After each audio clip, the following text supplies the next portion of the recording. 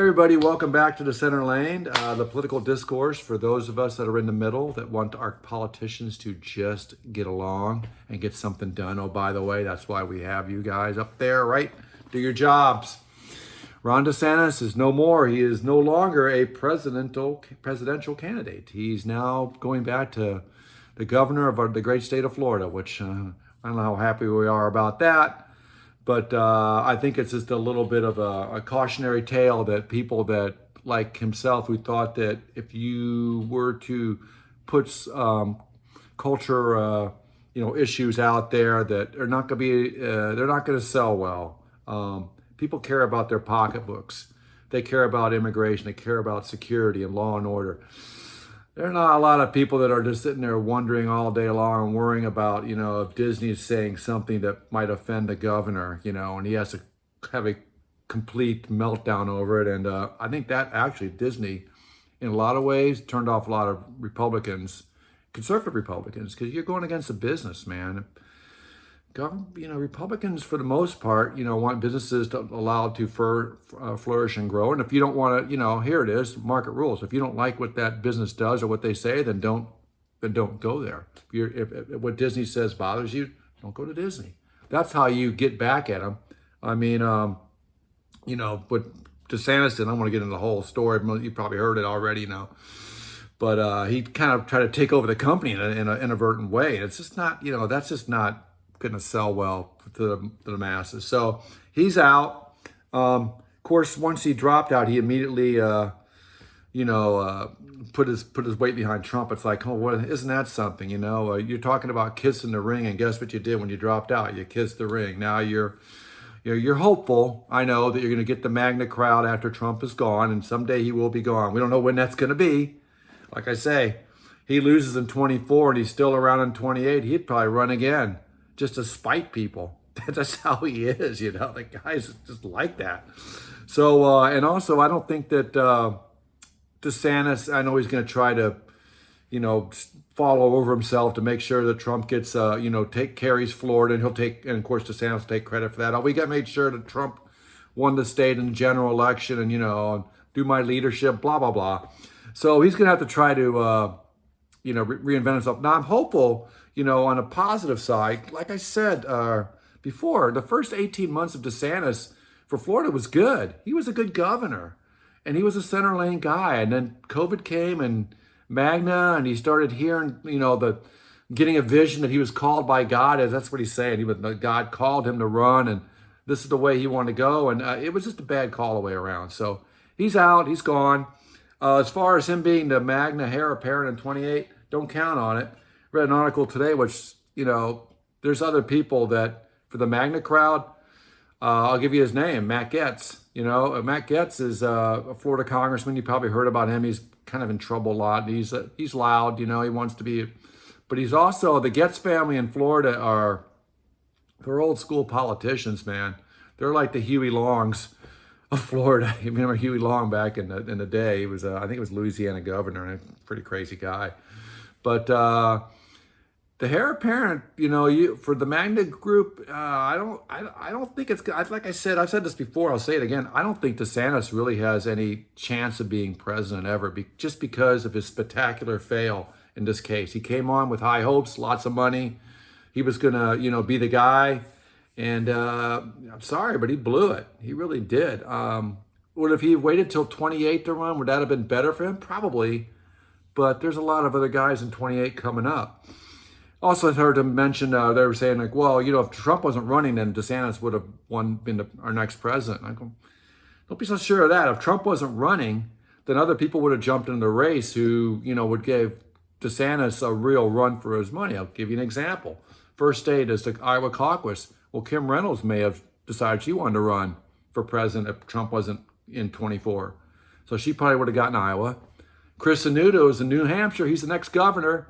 And he's a guy who's looking to run for president someday. And if Trump wasn't running in 24, he probably would have ran. And he probably would have gotten New Hampshire.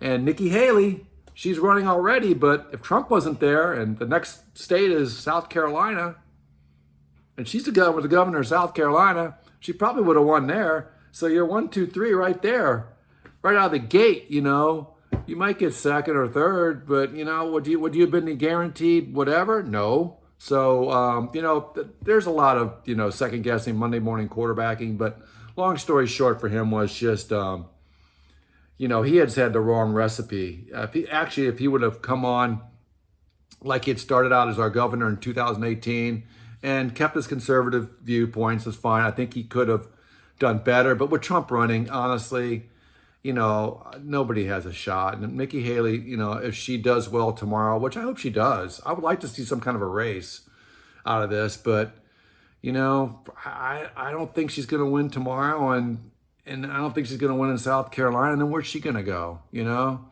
She could probably afford to hang around in case something happens to Trump. And then she would be the next person standing. But that's a kind of a long shot too, because these people, like even DeSantis, they suspend their campaign. So if Trump, goes to prison or drops out or has a health, crisis, he can reignite his campaign, I suppose, and try to get back in. So that could potentially happen. But I think once you drop out, you're pretty much done. Suspension is like basically you're out. So that may be an opening for Haley then, of course, if Trump was to have a spectacular fail, or if she was able to do better than expected tomorrow. God, though, South Carolina, she wins New Hampshire tomorrow, South Carolina, man, is just not going to be good for her, even though she was the governor. I mean, that's Trump country. So, and then you got Super Tuesday. She could make some inroads. I was thinking, it's funny because I'm not a fan of this guy either, but Ted Cruz won 15 primaries in 2016. 15 states he carried, 15. So if I was a candidate now, I would be probably picking his brain. It was like, what did you do? I know Trump wasn't as powerful as he is now or whatever. But the fact that Cruz was able to beat him, I mean, in hindsight, that looks pretty good. So, Cruz is going to run in 28 anyway. So he's probably thinking, you know what? I gave Trump his biggest challenge in 2016, and Cruz is still relatively young. I think he's in his early 50s. So, he's going to come back. He's going to come back in 28 and try again. And maybe he might be somebody that Magna crowd might attach themselves to. I don't know. But that's for another, that's for down the road, of course. I'm more interested in the nearer future. In our case, is who's going to run for governor in 26 after DeSantis is gone. That, to me, is really going to be interesting. But of course, Florida, that's going to be our race, and we'll talk about that down the road. So, anyways, long story. The end of the tale is a cautionary tale. That don't bet on the front running horse all the time, because sometimes they can trip up. And DeSantis, you're not the guy. You're not going to be the guy. I'm sorry, you're done. Come back to Florida now, come back to us, and try to moderate yourself. And maybe that you can recreate yourself that way and endear yourself to more people, and maybe you do have a chance. But I think if you keep staying on the course you're at and maybe try to do some more crazy stuff the next 2 years with these hardcore social issues that, you think are going to gain you points in the future, I don't know, man. And please, please don't have your wife run for governor in 2026. I can't take it. I can't take it. No more DeSantis's. Let her go, run for something else, mayor or something somewhere, but not governor. She wouldn't win anyways. I think there's too much, there's some good people out there, but we'll see how that goes. Last but not least, I just wanted to saw something, another Florida topic, but the CFO of the state just wanted to put up, introduced a bill to put a $5 million defense fund for Donald Trump's legal bills. And I'm going, what? What? What are you talking about? Why would the state of Florida kick in $5 million to help pay for his lawyers? I mean, what is going on? And I hope the hell that is DeSantis behind that. I mean, conspiracy theories. But what kind of a crazy? I mean, I hope to God this thing doesn't pass. But the fact that it's even being suggested, you're going to take money from our state coffers to pay his legal bills? Why? That makes no sense. So we'll see how that goes. I'm going to follow up on that one, and I'll if anybody's interested, I'll try to remember it in the next podcast. And I just think that's insane. Anyways, isn't Trump a billionaire? Anyways, he's a billionaire, isn't he? What do they need our money for? Whatever. Okay. Have a great day. We'll see how the Nikki does tomorrow, and we'll drop a podcast in a couple of days here, and hopefully it'll be something interesting comes out of New Hampshire. But we'll see. You have a great day, and we'll talk to you soon.